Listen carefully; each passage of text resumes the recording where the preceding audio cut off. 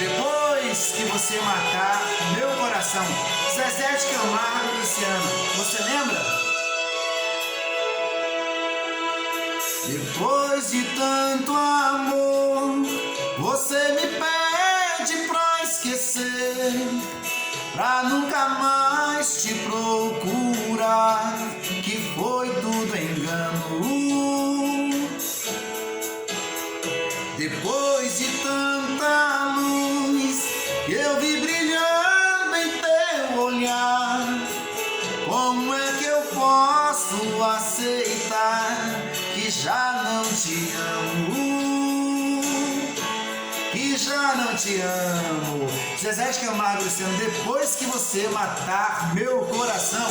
1994. Vamos acompanhar? Depois de tanto amor, você me pede pra esquecer. Esse grande sucesso fez parte do álbum, um dos clássicos da música sertaneja, que é o álbum esse aí, Salva Meu Coração, que teve essa canção, teve a canção também A Gente Fica Sem Se Amar, e entre outras canções que fizeram de uma grande época da música sertaneja, que foi aí os anos de ouro, que foi os anos 90. Zezé de Camargo e Luciano. Nesse álbum também, um grande destaque para a canção Foi a Primeira Vez, também, que fez parte desse álbum.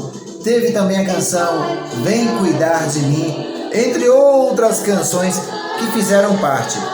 E uma curiosidade interessante é que essa canção, esse álbum, a canção Depois que Você Matar Meu Coração, também foi revivida agora por Léo Magalhães. O cantor reviveu esse álbum, essa canção, um novo trabalho que foi gravado ali no edifício Itália, em São Paulo, nos lugares mais altos de São Paulo, um trabalho excelente de Léo Magalhães. Canção essa composta por César Augusto, Depois que Você Matar Meu Coração. Você lembra dessa canção? Alguma coisa te faz voltar no tempo e reviver esse momento? Compartilhe aqui com a gente, deixe sua opinião, conte sua história, compartilhe, porque queremos saber um pouco da sua vida, porque a música é o que nos conecta e nos faz viver. Como se fosse num papel Que voa longe, vai pro céu, pouco a pouco sumindo. Um abraço a todos vocês, estamos conectados.